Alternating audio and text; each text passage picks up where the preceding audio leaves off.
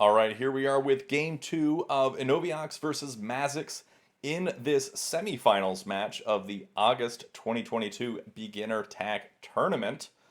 And we saw Mazks win game one as white. Now we're going to see if Enoviox can even the scores. If he does, they will be going on to play a Blitz Tiebreaker match that is 3 minutes plus 5-second increment. And whoever wins out of the Blitz tiebreaker match will be going on to the finals. But first, let's see if Mazks can win this second game as black to take him directly into those finals and secure his spot there. So, this one is going to be one of the standard games of the tournament, which is 6x6 with a 15-minute timer and a 10-second increment. So here we are with game two, Enoviox in white and Mazks in black. All right, here we are with game two of Enoviox versus Mazks. This time, Enoviox in white and Mazks in black. Mazks won game one with a sneaky road. Let's see if Enoviox can tie things up. If Enoviox does win this game, it will go to a Blitz tiebreaker, which Mazks already has experience with, so that'll be different. We see the Knights opening from Enoviox, going for a popular opening for players playing white in the top levels. Fwib, or Fwib, is the one who sort of coined that opening. Good capstone placement here. We talk about that capstone placement in the capstones video of TAC University. That is a really strong one. It follows a lot of the guidelines that we go over of what makes a good capstone. And so that's in a really solid spot, able to capture onto either of them, can't be isolated, mostly centrally located, part of his offensive line and defensive. It's just really good. Played early as well, turn 5. It's a strong capstone placement. We see black surrounding this E3 spot here. I think white may want to branch out and play over here at D5, kind of shift gears for the horizontal. Could decide to make the capture already, and that's exactly what they do, forcing that that vertical. Black could decide to drop their own capstone here at D5, and I think that would be a pretty strong spot, just because it would be able to cut off white's vertical that they've spent so much time developing and resources developing, be able to cut that off, and then white would be forced to switch gears to the horizontal, and black kind of has a head start on that with these pieces here. So yeah, I don't know. I feel like a black capstone at D5 would be pretty good here.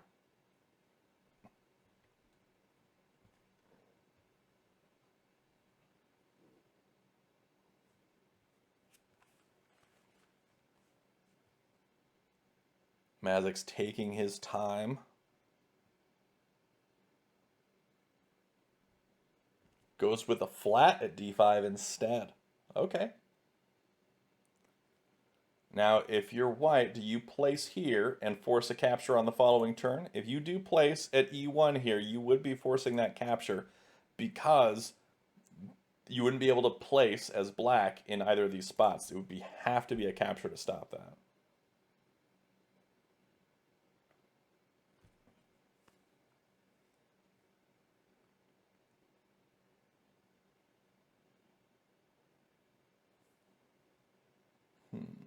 Or he could decide to shift gears here, go along to the left and play for a horizontal line.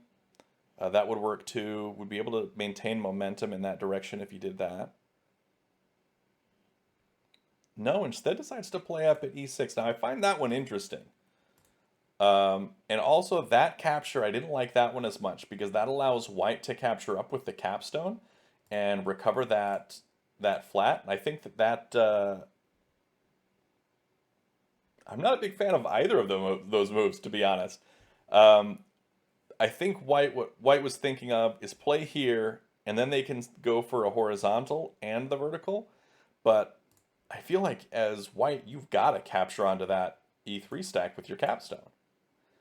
because you're able to recover the captive. You can make a positive flat count differential here. You can move up and down and work on maintaining your threat in the vertical direction with your capstone stack moving around. Yeah, I feel like that's almost like a no-brainer here. Now, as black, what's the play? Because black could decide to just drop a capstone here or something, but then white would play here at D2. I don't know. This is a really strong position for white here, and I think part of that is the early capstone coming out earlier than black's capstone. Definitely played a part. The capstone positioning was really excellent, but also that sort of blunder of the F3 left. If you wanted to make some sort of capture along this line, you wanted to do it farther away from the capstone, uh, because giving that capstone a position is not something you want. Also, you would want to open up a hole, so capturing right with d4 would have worked because you would have opened up a hole in that threat. Then you could drop if any sort of capture occurred. So if we're looking back here, if he captured right and then white wants to capture up, then there's a hole here between the capstone and the rest of his pieces. Then black can drop their own capstone and then suddenly cut off white's capstone, also make their own horizontal threat. Yeah, a lot of things could happen differently in that sort of situation. So black drops the capstone here, like we were talking about earlier. White playing at c2 I find interesting. Maybe wanted to play at d2, and it was a misclick. Um, Not sure, but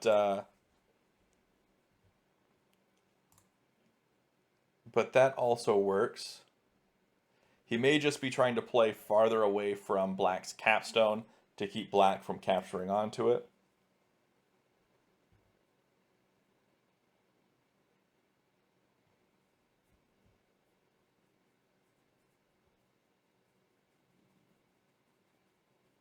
All right, black now playing down. Gonna make that vertical tack threat here soon. And I think what white might end up doing is playing here at c1. And if white plays at c1 and black plays, for example, d1, white could come over with this whole capstone stack, drop one, and then drop the capstone here, make a tack threat. That would be filling in here. Black could just drop a flat there to stop it, but it would sort of move away from the capstone, from the black capstone, and still continue to make those threats. Also, it would be moving towards a horizontal threat at the same time, and just continuing to keep that momentum up, and it would really interrupt what black has going on here with that threat. So I think that would be a totally viable move to make. And then the capstone is still here, ready to guard this D3 spot after that sort of move, to recapture and make those. I think that would be fun. Plays up above. Also, what I was thinking of before the C1 move was playing up here at C4. And that's to, when you come across with this, to be able to come up or come over for the tack threat, as opposed to leaving it open for the E3 placement, because then it's a capture that makes the threat as opposed to a placement that makes the threat that can just be filled in. So also a solid play, a solid position. Let's see if black continues on. The better move here for black, if black wants to make a attack threat right now, would be to play d6. Playing in either of these spots would be less ideal, because playing d6 means a capture has to be made. But playing here at e1 or d1 means that white can play at d6 to cut off the threat. So white doesn't need to capture here. White can just play at d6 and cut off the threat, but they don't do that. They capture right with c4. Black doesn't capture, places. This is where I think we can see white play at c1 to make their own threat. No, they're going to be playing at c3. Interesting, interesting.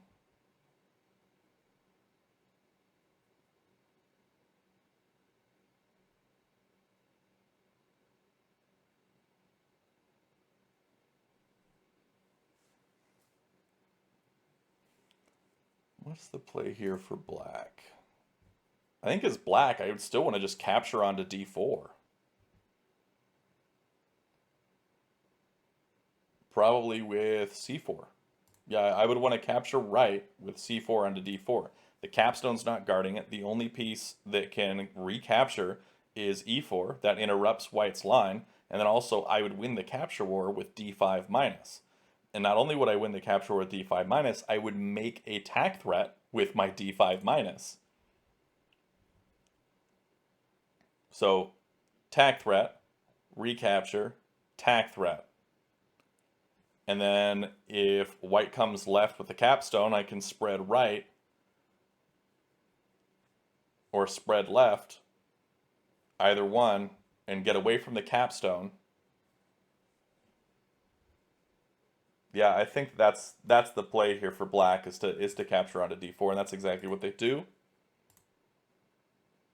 And this is a tag threat for black. So white's got to do something. They can place at d6, like I was saying earlier, or they could make a capture. Now, the capture I would want to see is exactly that one. Bring that whole capstone stack over. That way you're threatening this stack of blacks to recover that captive. But also, you're still working towards your own vertical threat, and you're isolating this black capstone a little bit. Now, black can capture right to get away from the capstone. Totally viable move here. I think what we might see is white play at c4. And then spread the capstone stack upwards to make their vertical tack threat. And so after spreading upwards for vertical tack threat, one of the moves to make for black would be to capture with this stack up or left. And then doing that would make it an easy target for the capstone stack to capture and recover even more flats. So I think white's in a really solid position here. Black is going to have to scramble to stay in this. White instead playing off to the side. I don't know about that move. I think playing either at c1 or at c4 would have been the move here. Actually, I think c1 would have been really good. c4 would have been really good. I'm not sure which one would be better, though.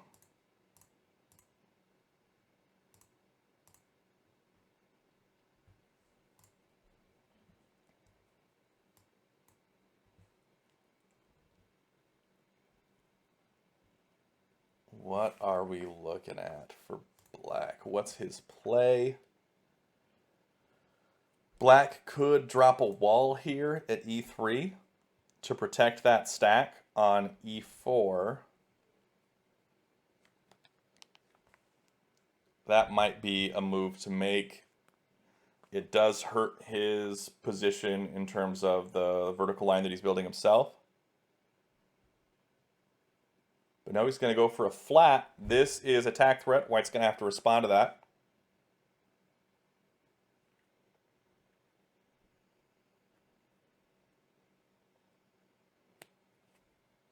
With either a placement at d6 or some sort of capture. And see, this is where I liked playing at c4 or c1 better than here at f4, because then white could have made that spread upwards, and that would have been a tack threat for white while defending against black's tack threat. And that would have gotten white the momentum back. And I think that's important right now. Instead, we see white come up with a capture, not a tack threat, but threatening this stack. And that's a good place to be right now, threatening that stack. If black moves this stack upwards to e5, white can place here and continue to make vertical and horizontal threats at the same time. Black may decide to bring that capstone up and self-capture in order to deal with that, but I think that would be a bonus for white here.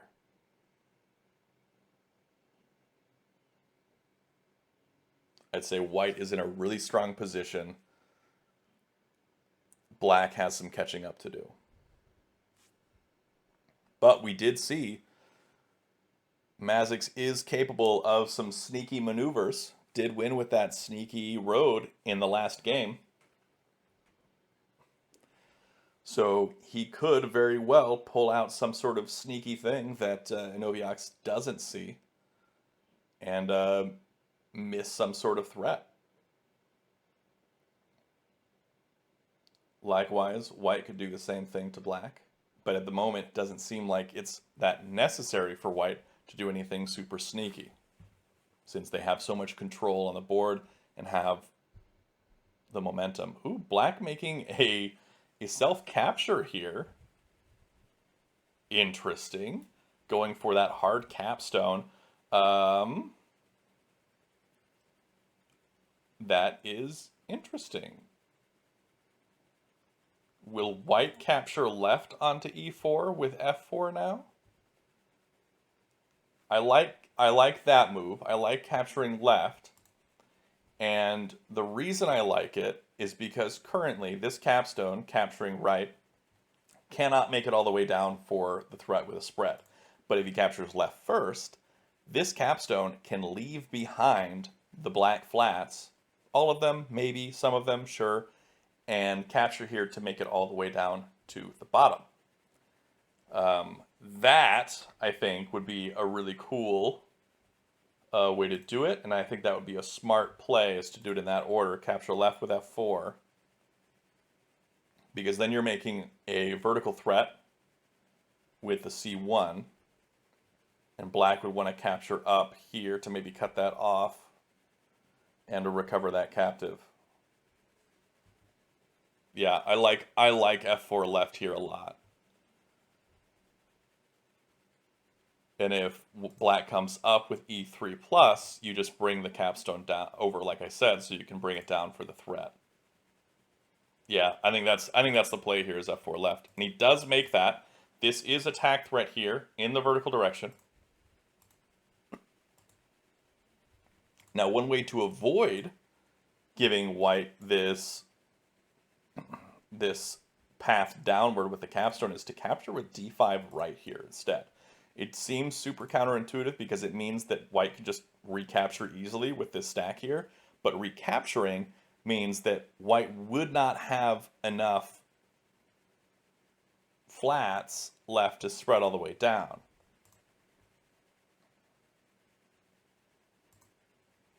But I don't know. It's not great. Okay. Now, here is the play, I think. White needs to move the capstone right. Just the capstone by itself, make it a hard cap. Oh, he doesn't do it. Instead, he plays over here to make this vertical threat. I wonder if the capstone right is Tinue. No, it isn't. It isn't Tinue. It isn't. But I think it would be if black's move following was that capture.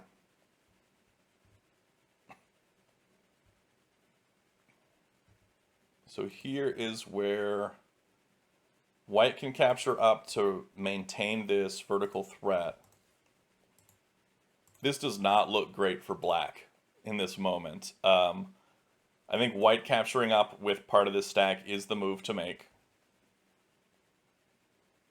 And I'm really curious about that position. How that might play out. I don't think that it would end up as Tinue. I'm almost positive that it would not.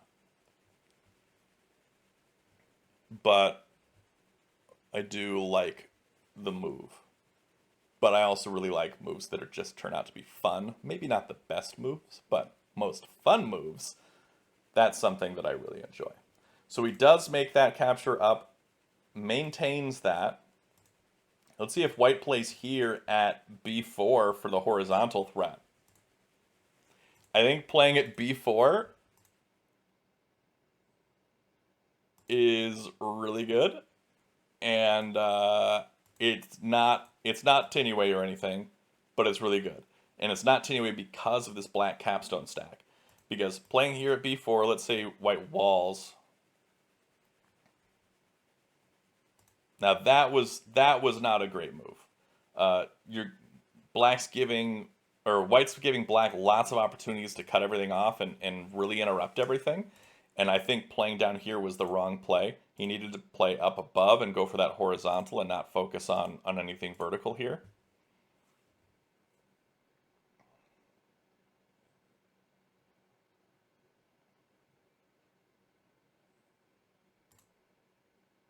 And I think that messed him up quite a bit. Because here, we see him playing here allows black to move that wall, but if he played up at b4, black could place a wall, and then white plays here, and then black's got to place another wall or make captures with the capstone. There's a lot of opportunities here for white to force black into making bad moves, but instead white made these moves coming down that allowed black to just move that wall up and interrupt what he was going for.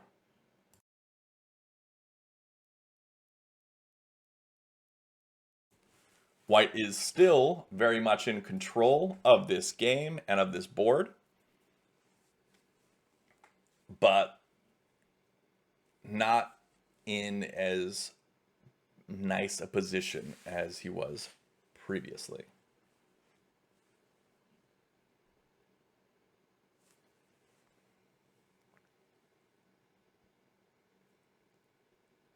Now white probably thinking of now playing at b4 and then figuring out what to do once this wall stack comes up onto c4. Because it's got to happen. If he plays at b4, that wall has to go up. Whether it be after this comes up and gets recaptured or right away, that wall is going to come up onto c4 if he plays at b4.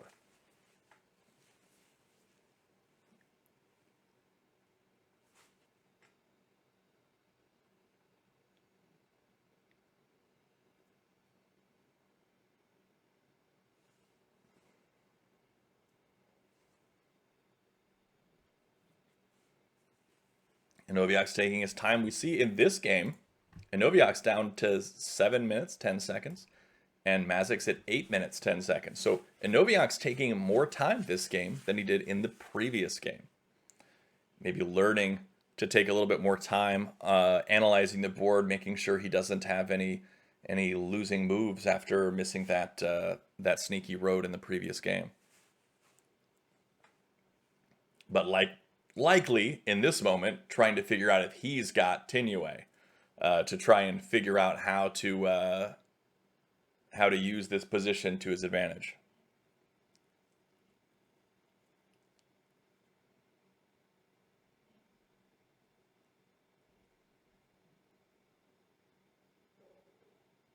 Now, I don't understand that move. I don't understand it at all.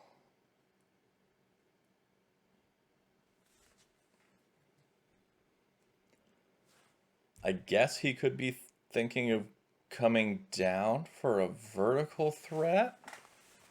And that's just the first play of many.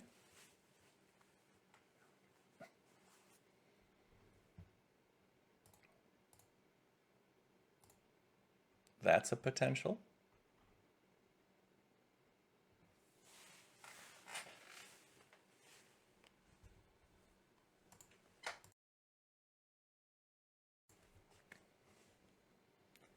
It is hard to tell.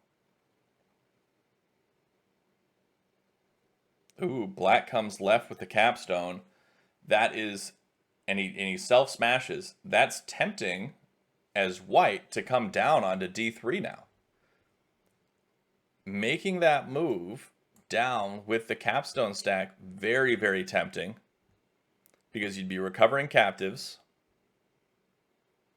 And you'd be cutting black's capstone. Yeah, it's the right move. It's got to be the right move because it cuts black's capstone away from his other pieces. This going up is easily recoverable with a with a recapture. Yeah, it's the move, and it's exactly what he does. He makes that move.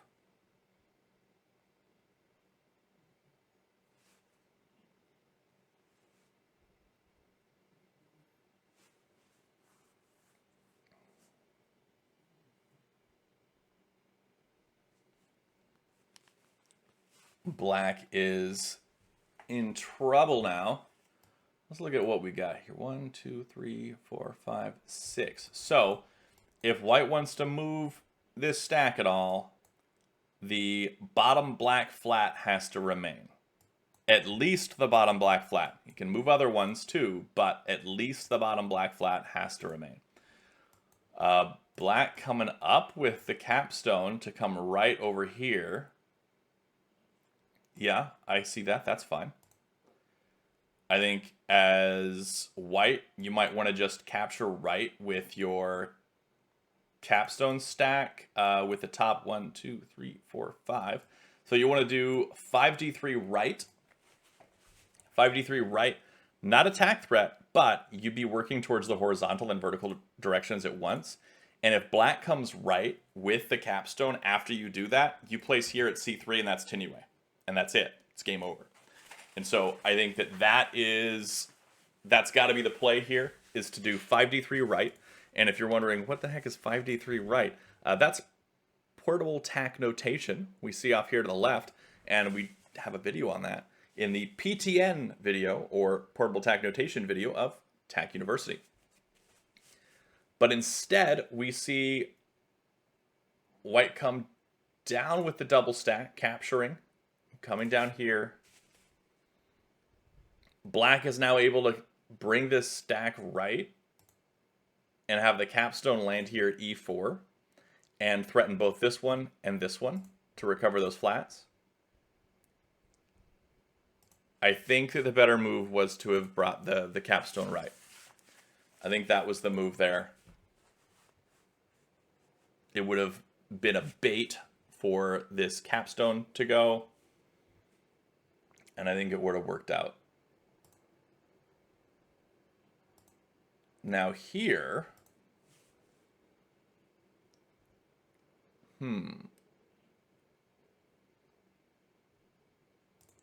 maybe you just play at f4.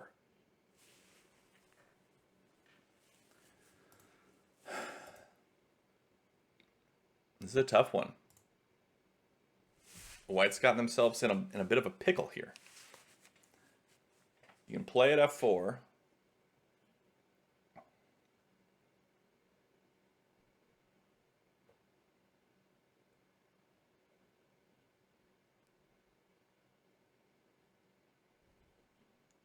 Or, yeah, I don't know. I don't know what to do in this situation.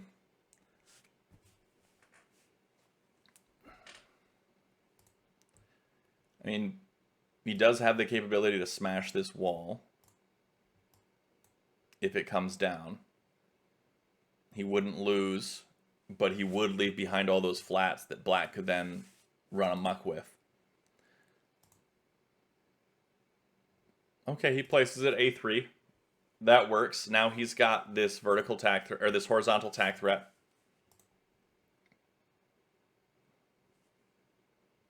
Now we're going to see c2 to continue this threat.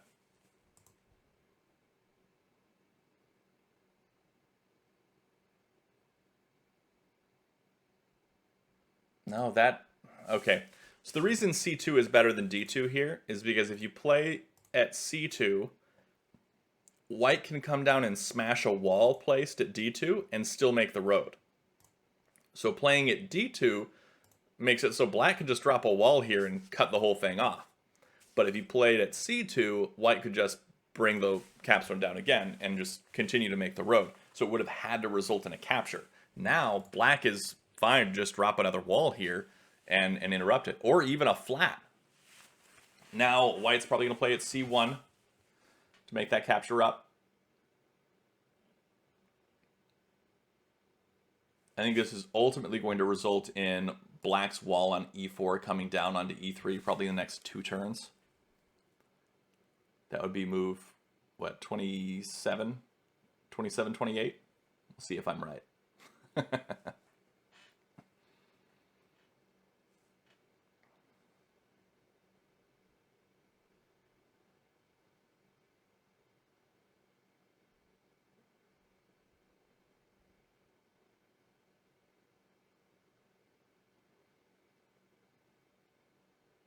Black captures right.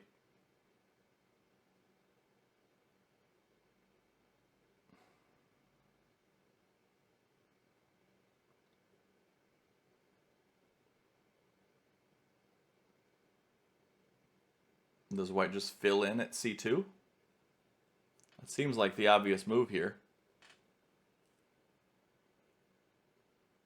No, capture's down. That was unexpected. 1, 2, 3, 4, 5, 6, 7. So white has to leave behind that bottom white flat if he wants to move this stack at all. Gotta leave behind that bottom white flat. Can leave behind more, but at bare minimum, has to leave behind that. I don't understand that capture. We're going to see e4 minus come down on turn 27, no less. Just as I predicted. Or we could see a wall drop here at c2. Oh, there we go. Move 27. e4 minus, just like I said. Are we going to see f2? Or are we going to see c2?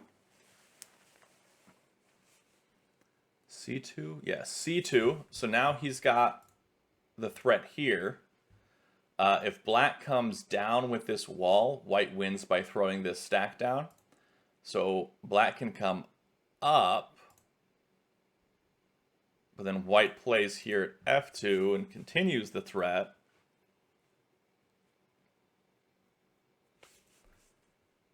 Black's wall can also move left onto b3, cut that off.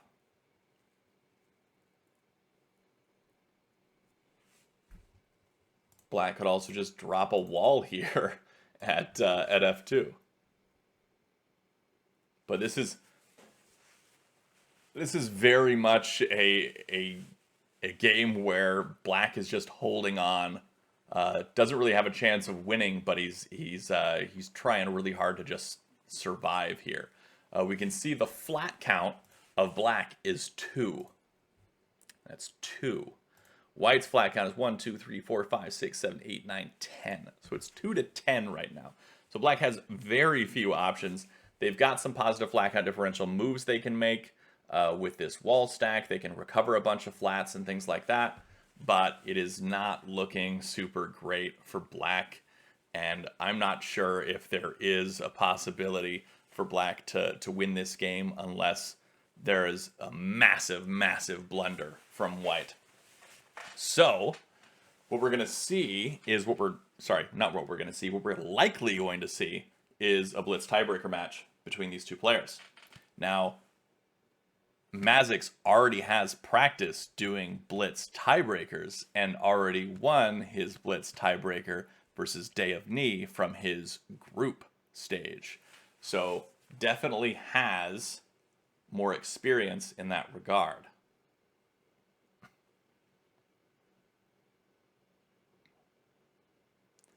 So, we see white capture right with this stack. This stack is now way too tall. He has to leave behind a black flat and a white flat at bare minimum when he moves the stack now. Black can capture, can place a wall here to stop this. I think what white might want to do after that happens, maybe another wall drops here, could play down below to go for more horizontals here, resulting in another wall. White then would drop, plays down below to go underneath the wall. I could see white dropping a flat here at e4. to make this threat. Not anymore, though. That's gone.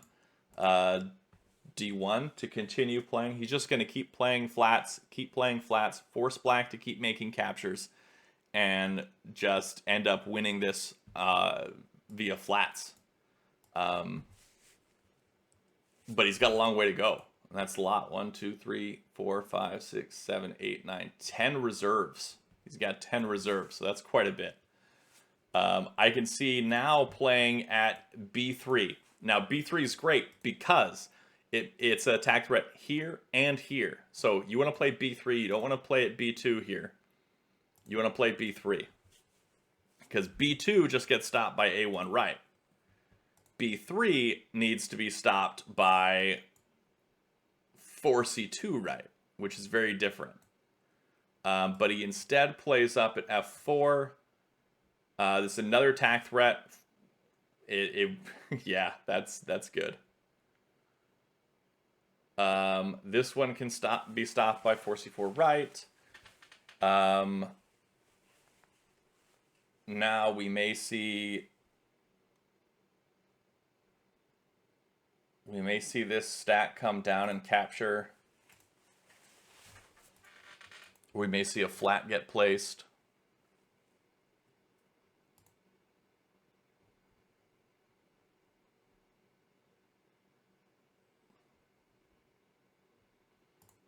A flat at E4 or at F5 would be attack threat. Same with here. All of those would be threats. Places at E4. This is where it's inviting the capstone to come right. I feel like the capstone's got to come right now.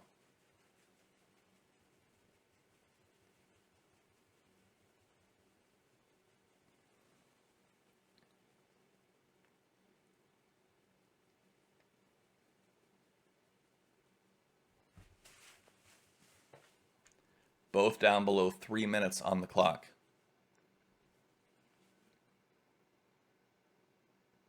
No capstone. Just E3 plus.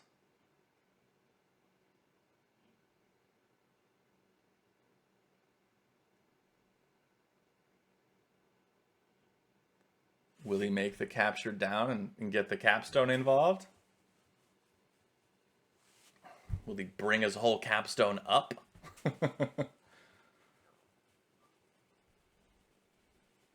I feel like this game had to have had a number of tenues that we all missed. There were a bunch that were really, really close. A bunch of positions where I thought it was super close to tenue. But it wasn't.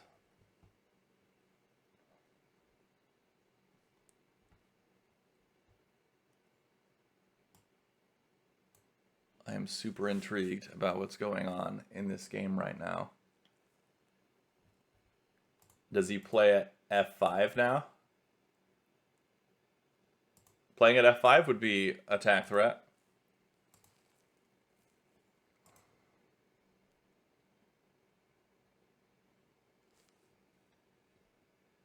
Nope, he played below. But that's a road. Wait. Hold on. Hold on a second. How long had that been there? So that's attack threat. Cut off. Now that's a threat.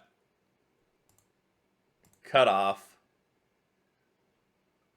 That's a threat.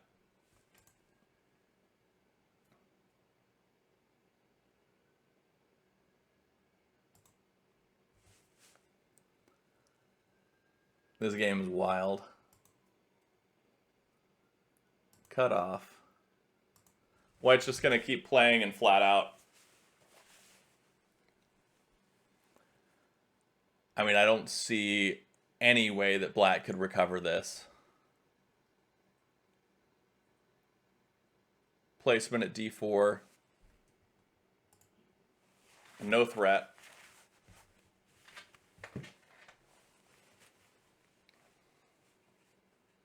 Surprised there hasn't been an F5, because that would have been a threat. Bringing this down for the spread. 4E5 minus 1-3.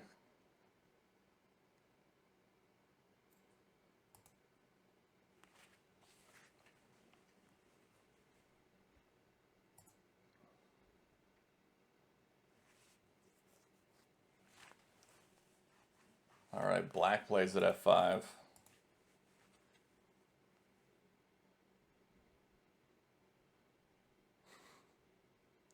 White plays at e3, making another attack threat.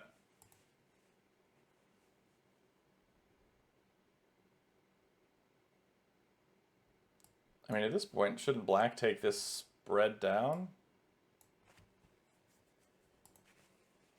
Comes over.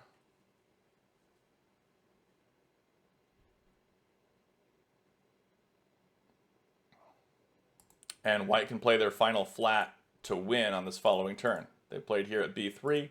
This is also attack threat. Playing at b4 would be a road. Surprised they didn't play it. Yeah, but all good. It's a win either way. Black makes the capture. White plays the final flat and wins by flats. So congratulations to Enoviox for winning game 2. Now they need to play Blitz playoff games. And it looks like they are scheduling for another time. So we will be done here for today, and we'll finish that up another time. So thanks everybody for watching. Be sure to check out the description below for all things TAC, especially the TAC Discord server, which is where you can find all sorts of resources like strategy guides and people to play with, whether that be on playtac.com like this, or on the Discord server playing asynchronously, or finding people on the PlayTac map where you can find people to play in person if they live in the general area that you do, which is a lot of fun. So thanks again, and until next time, have a great day and happy tacking.